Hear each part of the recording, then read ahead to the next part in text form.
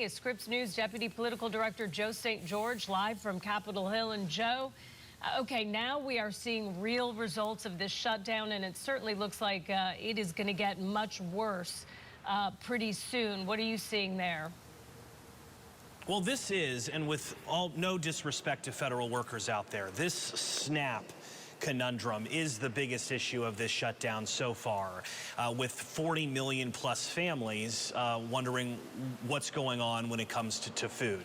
To be clear, there has been a lapse in funding with SNAP. There were disbursements that were supposed to take place on Saturday for some Americans. Now, the way SNAP is dispersed, it typically is staggered, so some Americans are anticipating a payment early this week, maybe others later this week. It is staggered, but we know that some Americans have not received their typical monthly SNAP benefit because of this lapse in funding due to the government shutdown. Now, the good news across the country is that a number of nonprofits are stepping up to create stronger programs to provide assistance. Food banks and food pantries, for instance, some of them are allowing more food to be taken. In the state of Virginia, the Commonwealth of Virginia, they've created a new state-run program to help fill the void. San Francisco partnered with a nonprofit to provide $18 million worth of benefits to their SNAP recipients located in the city of San Francisco. So it depends on where you live, depending what help is provided here. Now to the legal questions regarding all of this. Late last week, there were multiple federal district judges who said the Trump administration needs to fund SNAP. The question over the weekend, well, is the Trump administration going to comply with the order? Now, Treasury Secretary Scott Bessent was asked about this on CNN yesterday, and he suggested that this was not going to be, almost implied, this was not going to be a prolonged fight. It doesn't look like we're going to be seeing a case all the way up to the Supreme Court regarding whether the Trump administration needs to fund SNAP or not. But the Treasury Secretary did say the courts need to provide more guidance as to how to proceed, almost implying that it's not an on-off switch with SNAP here. We are expecting a big update. We're just hours away from one. There's a noon deadline, really a status report that the Trump administration has to update the courts on where things stand. Their order calls for a full payment today or a partial payment by Wednesday. The Treasury Secretary did imply that by midweek, SNAP could be back to being fully operational. That's the good news here. But again, unless you are seeing this benefit in your checking account, unless you have this benefit that you are typically used to, there is consternation from coast to coast. Scripps News Group in Detroit spoke with one SNAP recipient about how things stand over the weekend. Take a listen. It is a plus for me being a mom of four, and it does go a long way.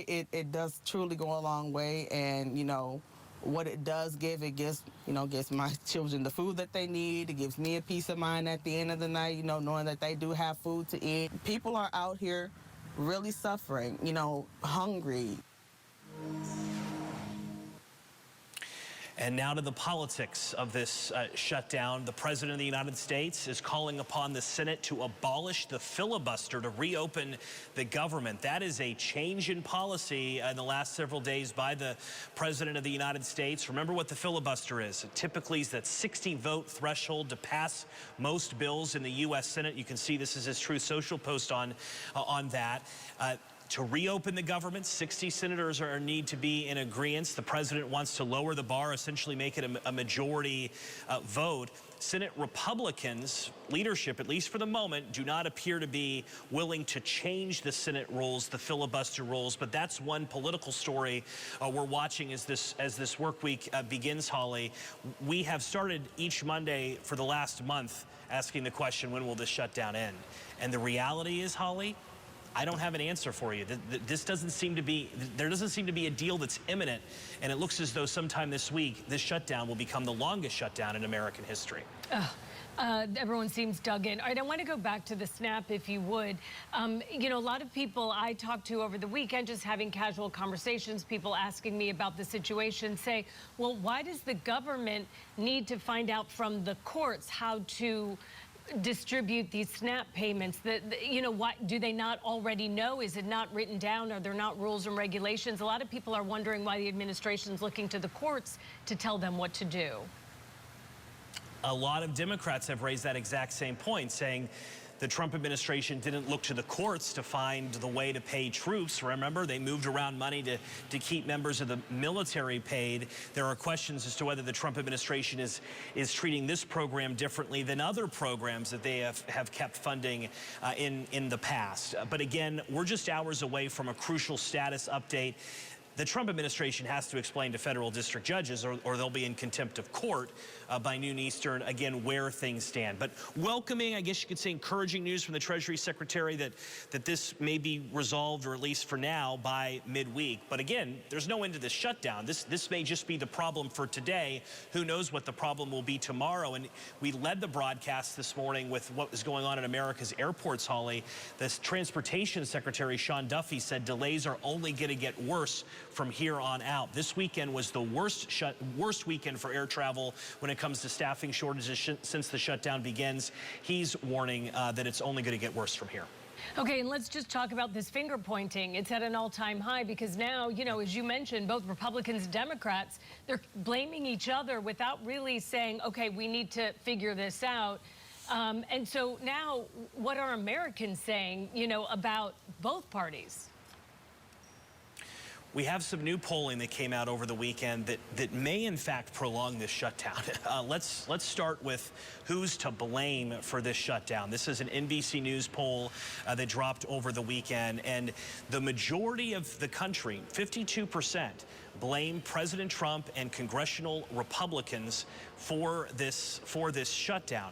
42% blame Democrats. Now, why is this noteworthy? Well, there was this sense last week that maybe this would be the week that Democrats might cave or give in.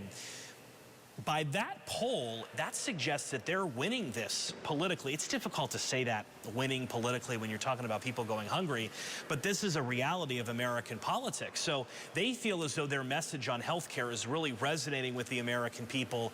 That poll may inspire them to keep the fight going. And then you have a separate ABC News Ipsos Washington Post poll regarding President Trump's approval rating. It is not only is the president underwater, 41% approve, 59% disapprove.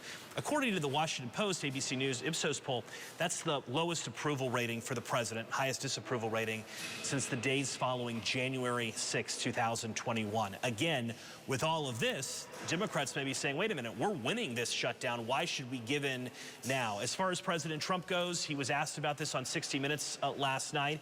He said that he's not going to be extorted by Democrats. He doesn't seem to be willing to move. He doesn't want to be extorted by Democrats in order to change health care policy. Again, nothing to suggest that anything may be imminent regarding a deal to reopen the government. Meanwhile, millions of families are wondering what's next, and you have federal workers who are still without a paycheck, Holly. All right, Scripps News Deputy Political Director Joe St. George for us. Thank you, Joe. We will check back in with you shortly.